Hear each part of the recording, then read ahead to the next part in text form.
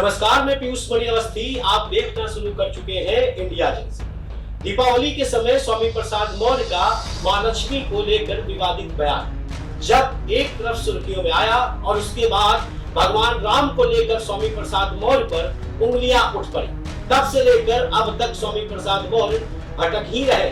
India गठबंधन से पहले आस लगाए बैठे थे, उसके बाद पल्लवी पटेल के गठबंधन पीडीएम में जाने का रास्ता तलाशते रहे, लेकिन दोनों ही गठबंधनों ने स्वामी प्रसाद से किनारा कर हिंदुओं से बगावत लेने वाले स्वामी अब अकेले पड़ गए और रह रहकर दर्द सोशल मीडिया अकाउंट पर छलका रहे।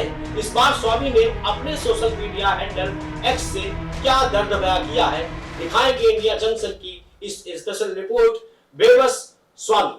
दीपावली का दिन याद कीजिए और उसके साथ याद कीजिए स्वामी प्रसाद मौर्य का वो विवादित बयान जिसमें सीधे लक्ष्मी मां को टारगेट किया गया था।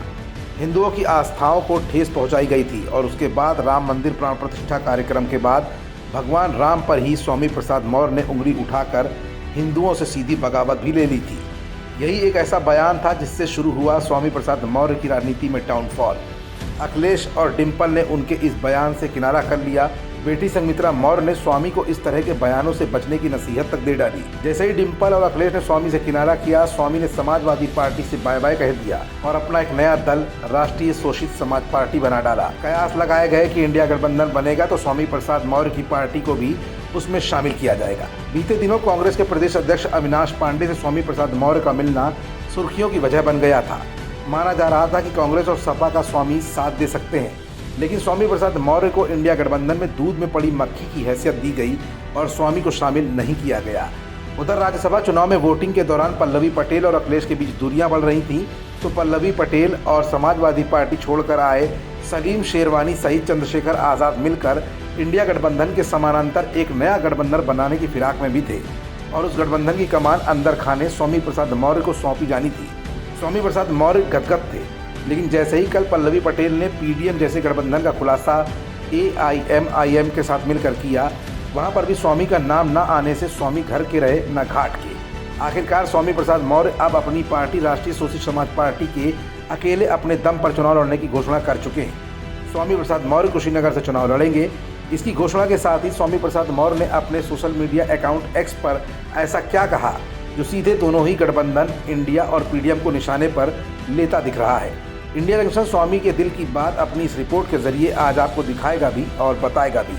स्वामी प्रसाद मौर्य ने अपने सोशल मीडिया अकाउंट एक्स पर लिखा, राष्ट्रीय शोषित समाज पार्टी के गठन दिनांक 22 फरवरी से लेकर आज तक निरंतर इंडिया गठबंधन को जिताने और मजबूत करने का प्रयास करता चला आ रहा हूँ। इसी क्रम में देशवासियों से हमने अपील भी की कि संविधान बचाओ, भाजपा हटाओ, लोकतंत्र बचाओ, भाजपा हटाओ, देश बचाओ, भाजपा हटाओ। संविधान बचाओ,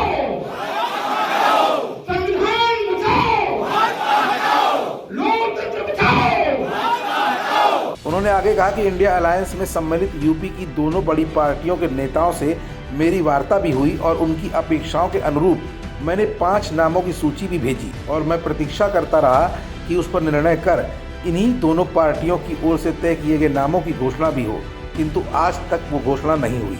अस्तु लंबी प्रतीक्षा के बाद लोकसभा कुशीनगर की जनता की मांग को देखते हुए कुशीनगर के जनता के सम्मान, स्वाभिमान और विकास का संकल्प लेकर मैं कुशीनगर लोकसभा के प्रत्याशी के रूप में कुशीनगर जनता को समर्पित कर रहा हूं तथा देवरिया लोकसभा में राष्ट्रीय शोषित समाज पार्टी के प्रत्याशी एसएन चौहान होंगे। शेष नामों की घोषणा शीघ्र ही की जाएगी। दरअसल इस समय स्वामी प्रसाद मौर्य से बड़ी बड़ी पार्टियां बचती नजर आ रही हैं। मतलब साफ है कि जहां एक तरफ भारतीय जनता पार्टी हिंदुओं की आस्थाओं का समर्थन करते हुए राम मंदिर निर्माण को अपने पक्ष में भुनाना चाहती है, वहां पर स्वामी के रास्ते पूरी तरह से बंद हो चुके हैं। दूसरी तरफ अखिलेश का इंडिया गठबंधन पिछड़ा, दलित और अल्पसंख्यकों की पैरवी कर रहा है, लेकिन हिंदू ट्रम्प कार्ड को भी पीछे नहीं छोड़ना चाहता। रही बात पल्लवी पटेल की, तो उनका गठबंधन पीडीएम पिछड़ा, दलित और मुसलमानों के लिए पूरी तरह से समर्पित हो चुका है। ऐसे में स्वामी प्रसाद मौर्य के लिए एकला चलो का रास्ता ही बिल्कुल सटीक बैठ रहा है।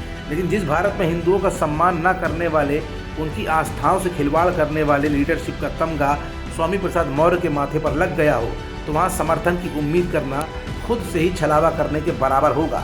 और ये बात स्वामी बेहतर तरीके से जान भी चुके हैं और समझ भी। खबरों से जुड़े रहने के लिए सब्सक्राइब करें हमारा चैनल इंडिया जंक्शन।